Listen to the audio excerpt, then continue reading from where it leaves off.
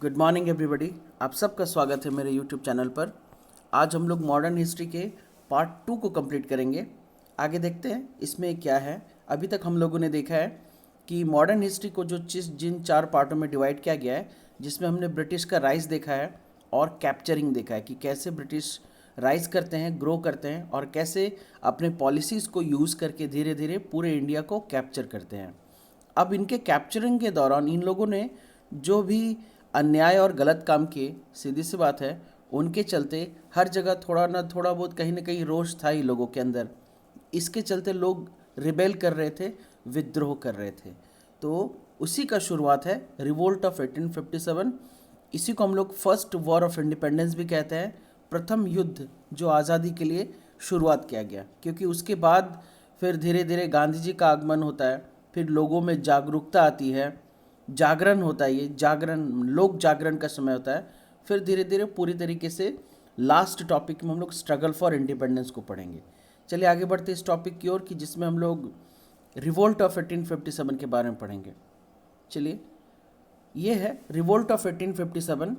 सबसे पहले हम लोग देखेंगे कि 1857 के रिवोल्ट के मुख्य कारण क्या थे।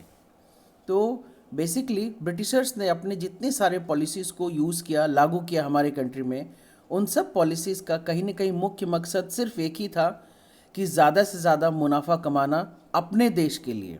हमारे देश में उससे क्या असर होता है, इससे उनको कोई फ़र्क नहीं पड़ता है। चलिए आगे देखते हैं। शुरुआत है main causes of the revolt of 1857। तो स्टार्ट करेंगे। फर्स्ट कॉज है with the decline of the traditional industries. तो handicraft industry was ruined, Indian artisans were unemployed, cheap sale of raw materials to British and costly sale of British made factory products in the Indian market। ये जो Britishers हमारे पास से जो कच्चा माल खरीद कर लेकर जाते थे बहुत ही सस्ते दाम पर, और वापस अपने फैक्ट्री में उसी कच्चा माल को प्रोसेसिंग करके फिनिश्ड गुड्स के रूप में हमारे देश में वापस बाज़ार के रूप में हमारे देश को यूज़ करते थे। इससे उनको तो बहुत ही ज़्यादा मुनाफा होता था, बहुत ज़्यादा हाईली प्रॉफिट काम करते थे। बट इससे क्या हुआ, हमारा जो ट्रेडिशनल इंडस्ट्रीज़ था वो पूरी तरीके से डिक्लाइन हो गया, हैंडीक्राफ्ट इंडस्ट्री बर्बाद हो गया, इंडियन आर्टिजन्स जो हमारे कारीगर थे वो अनएम्प्लॉयड हो गए, और जो हमारा चीप मटेरियल था, हमारा रॉ मटेरियल बहुत ही ज़्यादा चीप में, हमें एक्चुअली पता ही नहीं था कि रॉ मटेरियल का दाम क्या रखना है, और हमारी मजबूरी थी कि ये जो British made factory made goods था उनको ख़रीदना था, क्योंकि ये सस्ता होता था और लोग ट्रेडिशनल चीज़ों को ख़रीदते भी नहीं थे क्योंकि वो महंगा होता था, और फैक्ट्री में बनी हुई चीज़ें सस्ती होती थी। तो इस चीज़ का फ़ायदा उठाकर ब्रिटिश ने इंडियन ट्रेडिशनल इंडस्ट्री को पूरी तरीके से बर्बाद कर दिया। तो इस ग्रुप के लोगों के अंदर बहुत ज़्यादा रोष आया। दूसरा है decline of agriculture and famines. साथ ही साथ Britishers they use to forcibly growing the commercial crop. Britishers basically जितने भी कमर्शियल क्रॉप थे, जैसे जूट जूट हो गया, इंडिगो हो गया, शुगर कैन हो गया, ये सब चीज़ को ज़्यादा उगाने के लिए कहते थे और मजबूरन उगाना भी पड़ता था, जिसके वजह से लोगों ने जो खाने का जो ग्रेन फूड ग्रेन होता है, राइस व्हीट, इन सब चीज़ों को लोगों ने माने लोग उगाना तो चाहते थे मगर ये उगाने नहीं देते थे। इसके चलते एक साल तो चलिए इतना स्टॉक रहता है, एक साल 2 साल का स्टॉक रहता है, लोगों का काम चल गया। लेकिन लगातार 2-3 साल तक जब उगाने नहीं दिया तो इसके चलते सीवियर शॉर्टेज ऑफ फूड हो गया, भोजन का अकाल पड़ गया हमारे देश में, और जिसके चलते फ्रिक्वेंटली फेमाइंस आने लगे। ये 1930 के समय में भी फेमाइंस आया, माने अकाल आया। फिर उसके पहले भी 1928 में भी फेमाइंस आया, भयंकर अकाल आया, जिसमें सिर्फ बंगाल में ही लगभग 20 से 22 लाख लोग मारे गए। नेक्स्ट है, और ये फेमाइन के चलते इंक्रीज इन पॉवर्टी, हमारे देश में गरीबी बहुत तेज़ी से बढ़ी। तो इस ग्रुप के लोगों के मन में भी लोग भी ब्रिटिश के पॉलिसी से बहुत ज़्यादा खफा थे और इन लोगों ने भी विद्रोह करना शुरू कर दिया।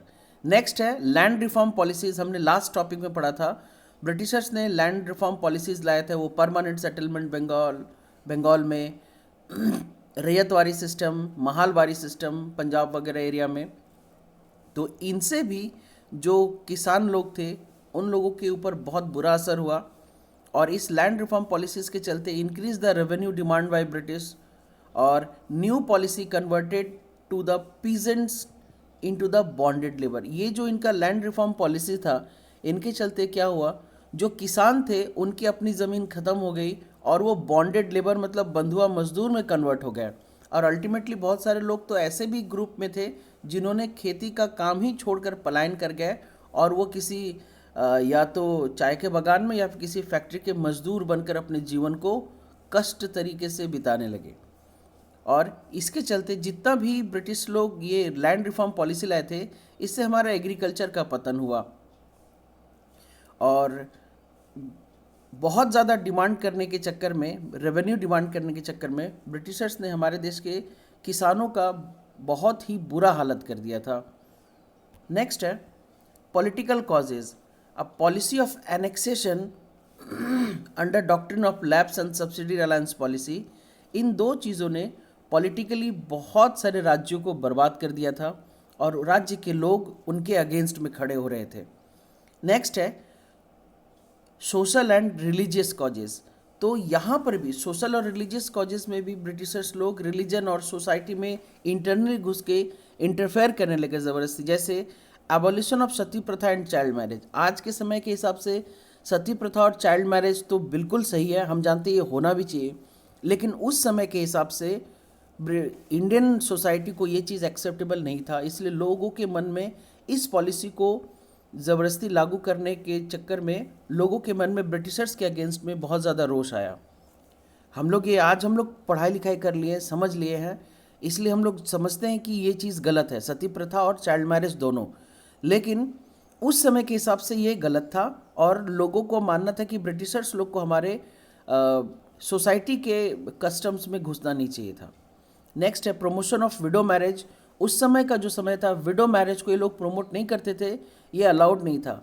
आज के हिसाब से ये तो सही है, बिल्कुल मैं भी कहूँगा ये ब्रिटिशर्स ने कुछ अच्छे काम भी किए, लेकिन उस समय के हिसाब से सोसाइटी को ये सारी चीज़ें एक्सेप्टेबल नहीं थी।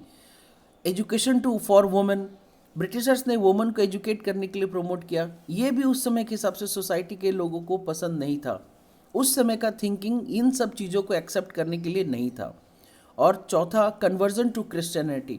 तो ज़बरदस्ती लोगों को लालच देकर और भी बहुत सारे मतलब बेसिकली लालच ही है, और भी बहुत सारे ऐसे रिफॉर्म्स थे कि जो लोगों के अंदर क्रिश्चियन धर्म अपनाने से बहुत सारी फैसिलिटीज़ और सुविधाओं को देने का जो लालच दिया, इसके चलते भी लोगों के बीच में जो लोगों का धार्मिक नुकसान हुआ, इसके चलते भी एक बहुत बड़े ग्रुप, हमारे देश का एक बहुत बड़ा पॉपुलेशन का ग्रुप था जो ये सारे पॉलिसीज़ के चलते ब्रिटिशर्स के अगेंस्ट हो गए।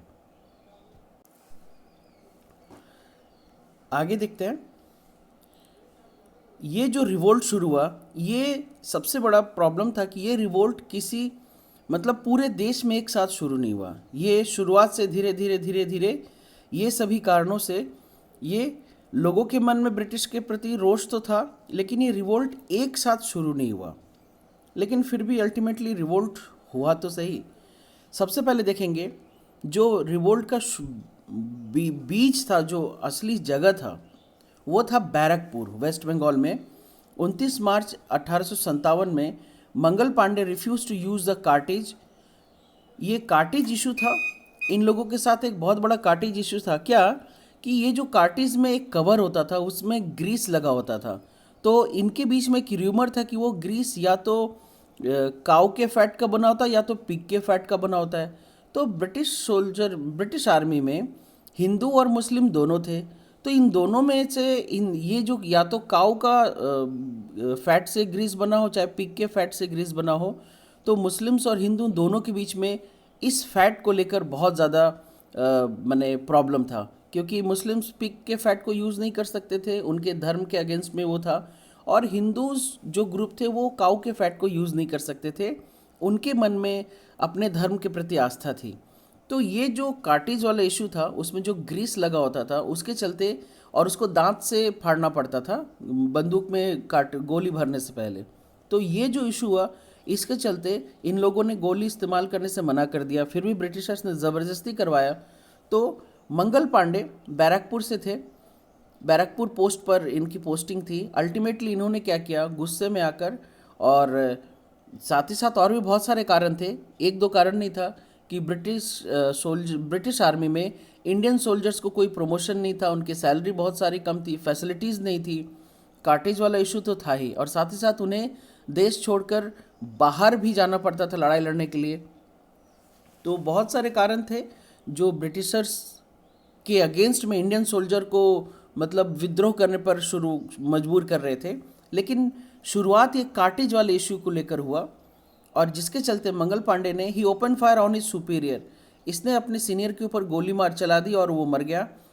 ऑफ कोर्स इसके चलते इसको इस फांसी की सज़ा हुई, लेकिन इस घटना ने पूरे भारत को जागृत करने का काम किया, इंस्पिरेशन देने का काम किया, लोगों को इंस्पायर किया। आगे देखेंगे इसके बाद क्या होता है। जब ये मैप शो कर रहा है कि सबसे पहले यहाँ कोलकाता बैरकपुर से हुआ, उसके बाद धीरे धीरे धीरे धीरे ये ऐसे यहाँ तक गया। सबसे बड़ा प्रॉब्लम ये था कि बाकी जो इंडिया का पार्ट था उसने इस फ्रीडम स्ट्रगल में पार्ट ही नहीं लिया, सिर्फ यहाँ से होते हुए यहीं तक ये चला गया, और ये रिवोल्ट यहीं तक के बीच में ही ख़त्म हो गया। आगे बढ़ते हैं। मेरठ में क्या होता है, बेसिकली 24 अप्रैल को कुछ सेपॉयस ये भी रिफ्यूज़ कर देते हैं कार्टिज यूज़ करना, तो उनको 10 साल की जेल होती है। अगले ही दिन और ज़्यादा सेपॉयस का ग्रुप क्या करता है, अपने ब्रिटिश ऑफिसर पे अटैक करता है और मार देता है, और साथ ही साथ ये लोग क्या करते हैं, अपने पुराने साथियों को जेल से छुड़ा लेते हैं, और ये अपना ग्रुप बनाकर दिल्ली की ओर चले जाते हैं। और इस ग्रुप के लीडर होते हैं बख्त खान।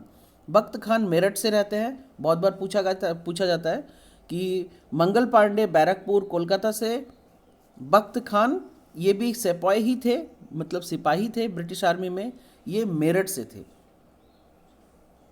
इसके बाद बेसिकली दिल्ली में क्या होता है, ये जो सिपाही का ग्रुप था ये दिल्ली में आकर इकट्ठा होता है। They reach the Delhi on 11 May and declare Bahadur Shah Zafar as their leader, क्योंकि उस समय बहादुर शाह जफर ही इनके लीडर थे, क्योंकि उस मुगल बादशाह वही थे। और इन्होंने ब्रॉट री इन्फोर्समेंट कैप्चर दिल्ली बाई सितंबर, इन लोगों ने अपना ग्रुप बनाकर दिल्ली को कैप्चर किया और अपना विद्रोह शो किया। दिल्ली को कैप्चर तो कर लिया, लेकिन ब्रिटिशर्स के सामने ज़्यादा टिक नहीं पाए, और अल्टीमेटली ब्रिटिशर्स वापस बहादुर शाह को कैप्चर कर लेते हैं और उनको एग्जाइल, मतलब होता अज्ञातवास, बर्मा के जेल में भेज देते हैं, जहाँ पर उनकी पत्नी भी साथ में रहती है, और इनकी मृत्यु उसी जेल में होती है। नेक्स्ट देखेंगे अवध में क्या होता है। अवध के जो नवाब रहते हैं वाजिद अली शाह, ये रिवोल्ट करते हैं डॉक्ट्रिन ऑफ लैप्स के विरुद्ध में। डॉक्ट्रिन ऑफ लैप्स के बारे में बता दें, ये एक ऐसा पॉलिसी था ब्रिटिशर्स का कि जिसमें अगर किसी राजा का अपना बेटा नहीं होता है, नेचुरल प्राकृतिक बेटा, तो वो किसी को अगर गोद भी लेते हैं तो ब्रिटिश सरकार उसको उस राज्य का उत्तराधिकारी घोषित नहीं करेगी और उस राज्य को ब्रिटिश सरकार अपने कब्जे में ले लेगी। ये था डॉक्ट्रिन ऑफ लैप्स। इसके चलते झांसी में भी रानी लक्ष्मीबाई ने रिवोल्ट किया था। आगे देखेंगे ये नवाब वाजिद अली शाह ने रिवोल्ट किया अवध से, और इन्हें भी अज्ञातवास कलकत्ता भेज दिया गया था।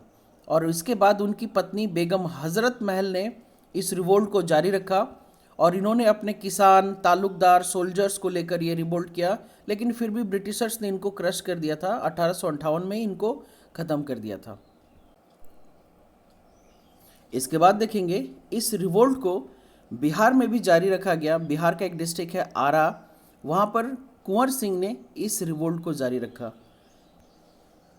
वो भी बहुत जल्द ब्रिटिश के साथ हाथ में आ गया और उन्हें ब्रिटिशर्स ने शहीद कर दिया। नेक्स्ट बरेली में खान बहादुर खान ने इस रिवोल्ट को जारी रखा, और ब्रिटिशर्स बहुत ही आसानी से उनको भी मतलब शहीद कर देते हैं। कानपुर से देखेंगे, कानपुर में नाना साहिब ने इस रिवोल्ट को जारी रखा था, क्योंकि नाना साहिब बाजीराव द्वितीय के एडॉप्टेड सन थे। अगेन ये भी डॉक्ट्रिन ऑफ लैप्स के तहत थे, इसलिए इनको भी रिकॉग्नाइजेशन नहीं मिला। अल्टीमेटली इन लोगों ने भी रिवोल्ट किया, ब्रिटिशर्स ने इनको भी क्रश कर दिया। साथ ही साथ इनके जो कमांडर थे तात्या टोपे, इन्होंने इस रिवोल्ट को बहुत दिन तक जारी रखा था। तात्या टोपे ब्रिटिशर्स के साथ बहुत दिन तक गुरिल्ला वार कर रहे थे। ये उस दौरान भागकर जंगल में चले गए थे और इन्होंने गोरिल्ला वार को बहुत दिन तक कंटिन्यू रखा, लेकिन ज़्यादा दिन तक कंटिन्यू कर पाए और very soon he was crushed by the British.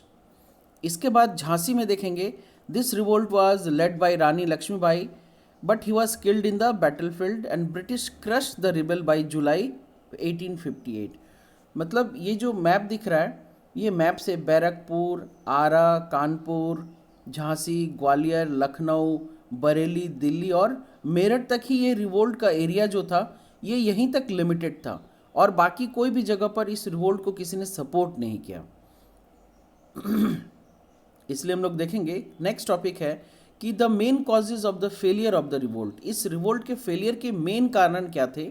Revolt तो हुआ, बहुत सारी जगह से हुआ, मगर सभी जगह से नहीं हुआ। There were local leaders but the revolt lacked a national level leader. छोटे छोटे लीडर्स बहुत सारे थे, लेकिन एक नेशनल लेवल का लीडर की कमी थी, जिसके चलते सही गाइडलाइन सबको मिल नहीं पाया। Who could unite all the force and use them effectively to the enemy's detriment. As opposed to this, the British troops were well organized and managed by talented leaders. तो ये जितना भी रिवोल्ट हुआ, लोगों ने विद्रोह किया, वो बटे हुए थे और उनके ऊपर कोई एक मतलब सही ढंग का गाइडलाइन देने वाला एक सेंट्रल लीडर की कमी थी, जिसके चलते ये लोग हार गए। और जबकि उसके उल्टा देखेंगे तो ब्रिटिशर्स के पास बहुत ही हाई लेवल के सुपरवाइजर्स कहेंगे, लीडर्स थे जो बहुत ही टैलेंटेड थे, जिनको पता था कि अगला स्टेप क्या लेना है, जिसके चलते ये जितने भी रिवोल्ट हुए सभी बहुत ही आसानी से क्रश होते, एक एक करके सभी क्रश होते चले गए। नेक्स्ट है, the Indian side was poorly trend and not well armed, whereas the highly disciplined British troops were armed to the teeth with weapons. इसका मतलब है भारत की ओर से लड़ने वाले जितने भी रिबेल्स थे या विद्रोही थे, वो सारे पहली बात तो पुअरली ट्रेंड थे, उनको बहुत अच्छा ट्रेनिंग नहीं मिली थी और उनके पास बहुत अच्छे हथियार भी नहीं थे। जबकि दूसरी तरफ देखेंगे, ब्रिटिश ट्रूप के पास ये लोग बहुत ही हाईली डिसिप्लिन थे, मेंटेन्ड थे और इनका पास हाईली माने डेवलप्ड हथियार भी थे। ये भी एक बहुत बड़ा कारण है। नेक्स्ट है, in general the organisational and military superiority of the British force made it very easy for them to suppress the revolt. भाई सीधी सी बात है, ब्रिटिशर्स के जो ऑर्गेनाइजेशनल और मिलिट्री सुपेरियोरिटी थी, इसने इस रिवोल्ट को बहुत आसानी से ख़त्म कर दिया। Secondly, the Indian leaders did not have a common foresight or plan. सही बात है कि जितने भी लीडर्स हुए अपने अपने ग्रुप के, इनके पास कोई फ्यूचर प्लान नहीं था। बस इनको था कि ब्रिटिशर को हराना है, इनको मार के भगाना है, मेरे अगेंस्ट में जो भी अन्याय हुआ उसके अगेंस्ट में खड़ा होना है। इनके पास कोई एक फ्यूचर प्लान नहीं था कि ये लोग क्या करेंगे। So what they would do after the revolt ended. इन्होंने ये सोचा ही नहीं था, ना डिस्कस किया था कि जब रिवोल्ट ख़त्म हो जाएगा तो ये लोग करेंगे क्या। They did not placed so much thought on how they would run the government after the Britishers were outsided. इन लोगों ने ये चीज़ सोचा ही नहीं था कि अगर ये रिवोल्ट ख़त्म हो जाएगा, अगर ब्रिटिशर्स को हम लोग यहाँ से हरा देंगे तो उसके बाद का क्या करना है, उसके बाद का फ्यूचर प्लान, मास्टर प्लान कुछ भी नहीं था कि सरकार कैसे बनाएंगे। इन लोगों के पास रणनीति की बहुत बड़ी कमी थी। And thirdly, not all the section of Indian society participated in the revolt, the rebellion was limited to North India. ये हम लोग बहुत पहले से बोलते आ रहे हैं कि ये जो रिवोल्ट था एक खास नॉर्थ इंडिया के एरिया तक ही सीमित था, बाकी किसी ने साथ नहीं दिया।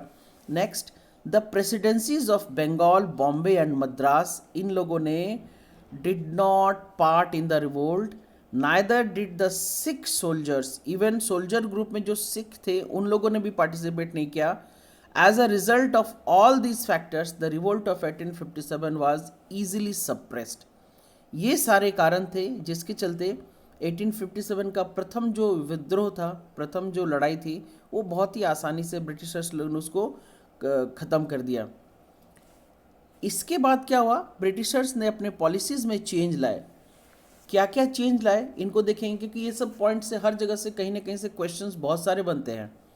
चेंज इन द एडमिनिस्ट्रेशन, इनके एडमिनिस्ट्रेशन में चेंज आया। इन लोगों ने इसके बाद by the act of parliament of 1858 the power to the govern India was transferred from East India Company to British crown. ये बहुत बड़ा स्टेप लिया गया कि इसके पहले ईस्ट इंडिया कंपनी कंट्रोल कर रही थी, लेकिन अब ईस्ट इंडिया कंपनी को हटाकर इंडिया को डायरेक्ट ब्रिटिश क्राउन के अंडर में कर दिया गया।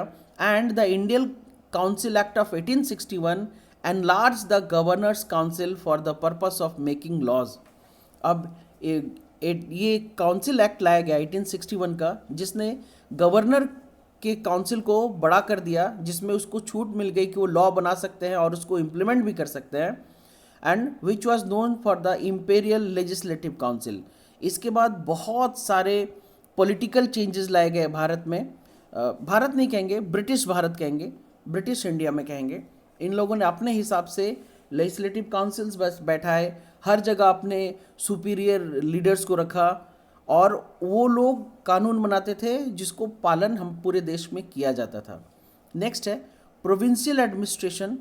तो ये जो रजवाड़ों का जगह था उसमें क्या किया गया, the British had divided India for administrative convenience into provinces, three of which Bengal, Bombay and Madras were known as presidencies. इन लोगों ने 3 प्रेसिडेंसी में पूरे इंडिया को डिवाइड कर दिया था, बंगाल, बॉम्बे एंड मद्रास में। और वहाँ पर हर जगह पर कोई ना कोई गवर्नर जनरल होते थे जो उस एरिया को कंट्रोल करते थे। और ब्रिटिश क्राउन जो क्वीन एलिजाबेथ थी उनके अंडर के, उनके सुपरविजन के अंडर में ये सारा काम होता था। नेक्स्ट था change in the army. The proportion of the Europeans to Indian in the army was raised. मतलब इंडियंस को कम कर दिया गया, हटा दिया गया बेसिकली, और यूरोपियंस को ज़्यादा से ज़्यादा भर्ती किया गया। साथ ही साथ है the crucial branches of the artillery, tanks and armed corps were put exclusively in the European hand. मतलब ये जो हथियार रखने की जिम्मेदारी होती थी, ये सारा चीज़ यूरोपियन लोगों के हाथ में होता था, इंडियन सिपाहीज के हाथ में ये सारी जो सुविधाएं थी वो सब खत्म हो गई थी। नेक्स्ट है रिलेशन विद प्रिंसली स्टेट्स। तो Indian princes remained loyal to British, they ruled their state merely as a agent of the British crown for their existence. यहाँ पर रजवाड़ों के लिए साफ साफ आदेश था कि भाई वो as a agent of British के रूप में राज करेंगे, वो राज्य उनका अपना नहीं होगा, वो जस्ट एक एजेंट के रूप में काम करेंगे। एंड नेक्स्ट नहीं, जो सबसे पावरफुल वेपन है, डिवाइड एंड रूल। ब्रिटिशर्स लोग इस रूल का इस्तेमाल करके, ये ऐसा गोल्डन रूल है, इसका इस्तेमाल करके ब्रिटिशर्स हमारे देश में 400 साल से ज़्यादा राज किए। After the revolt of 1857, British increasingly continued to follow the policy of divide and rule by turning the princes against the people and province against province, caste against caste, group against groups and above all Hindu against Muslims. तो ये सारा divide and rule जो start किया हर जगह, एक province को दूसरे province के अगेंस्ट में, एक कास्ट को दूसरे कास्ट के अगेंस्ट में, एक ग्रुप को दूसरे ग्रुप के अगेंस्ट में। और सबसे बड़ा बात, ये जो हिंदू और मुस्लिम का जो नफ़रत का बीज है, ये ब्रिटिशर्स ने ही बोया था, जो आज भी हम लोग काट रहे हैं। मगर हम लोग ऐसे हैं कि अभी तक हम लोग को इस चीज़ को समझ में नहीं आया, क्योंकि ये दुर्भावना का बीज बहुत साल पहले बोया गया है, जो आज के डेट में विशाल पेड़ हो गया है। चलिए, ये टॉपिक हो गया। इस टॉपिक में बेसिकली हम लोगों ने ये देखा कि हमारा जो प्रथम आज़ादी के विरुद्ध में लड़ाई लड़ी गई थी, वो कहाँ कहाँ तक रहा, क्या क्या कारण रहे, और अल्टीमेटली वो फेल हो गया। फेल तो हुआ, बिल्कुल फेल हुआ, लेकिन इसने पूरे भारत के लोगों के दिमाग में एक बहुत बड़ा इंस्पिरेशन कह सकता हूँ, अवेयरनेस भी कह सकते हैं, एक बहुत बड़ा छाप छोड़ा, जो लोगों को सोचने पर मजबूर किया कि भाई किसी ने शुरुआत तो की, लेकिन वो मंजिल या मुकाम तक पहुंच नहीं पाया।